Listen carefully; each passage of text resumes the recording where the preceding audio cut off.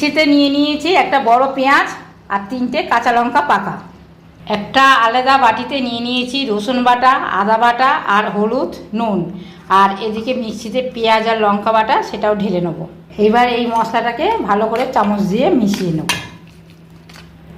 এইবার নিয়ে নেব ফ্রিজে রাখা ভাজা মাছ, কাতলা মাছ, এইগুলো দিয়ে দিলাম। এইবারে মশলা দিয়ে এই মাছগুলো ভালো করে মাখিয়ে নেব। হাত দিয়ে মাখালে ভালো করে মাছটা মাখানো যায়। মাছে আসল জিনিসটাই দিইনি সর্ষের তেল। এবার কিছুটা সর্ষের তেল দিয়ে দিচ্ছি, দিয়ে এবার মাখাবো। এদিকে কড়াতে তেল দিয়ে দিয়েছিলাম, তেলটা গরম হয়ে গেছে। দিয়ে দিচ্ছি তেজপাতা, শুকনো লঙ্কা আর গরম মশলা ফোড়ন। আচ্ছা, ফোড়নটা একটু ভাজা ভাজা হয়ে গেছে। এবার ঢেলে দিচ্ছি মাছটা। মাছটা একটু ভালো করে নাড়িয়ে চাড়িয়ে দেবো, দিয়ে গ্যাসটা একদম লো ফ্লেমে দিয়ে দিয়েছি। যে বাটিটা মেখে দিয়েছিলাম সেই বাটিতে 1 কাপের মতো জল দিয়ে দিচ্ছি।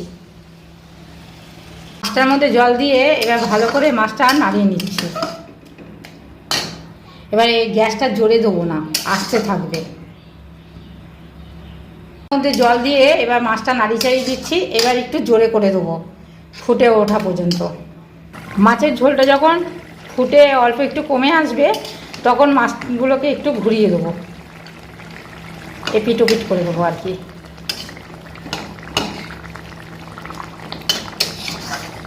মাছটা জোরে ছিল, তার নিচ থেকে একটু ভাজা ভাজা মতো মানে একটু লেগে গেছিলো, মানে মশলা যেরকম লেগে যায় সেরকম লেগে গেছিলো। নিচটা আর কি কষানো হয়ে গেছে। এবার মাছটাকে পুরো ভালোভাবে ঘুরিয়ে দিয়েছি, সুন্দর গন্ধও এসছে। দাঁড়ান দেখি, হেভি হয়েছে। তাহলে এবার দিয়ে দেবো। আপনারা যদি এইটা পুরো মেরে দিতে চান, মানে পুরো শুকিয়ে নিতে চান, তাহলে শুকিয়ে নেবেন। আর যদি এইরকম রাখতে চান তাহলে রাখবেন। তার সঙ্গে দিয়ে দিচ্ছি 1 চামচ ঘি। দারুণ হয়েছে, একদম মানে ঝাল ঝাল হয়েছে, তো খুব সুন্দর খেতে হয়েছে। তাহলে এবারে গ্যাসটা অফ করে দিচ্ছি। মাছের কালিয়াটা এত সুন্দর হয়েছে, দেখি একটু খেয়ে। একদম হোটেলের মতো মাছটা খেয়ে দেখি, দারুণ।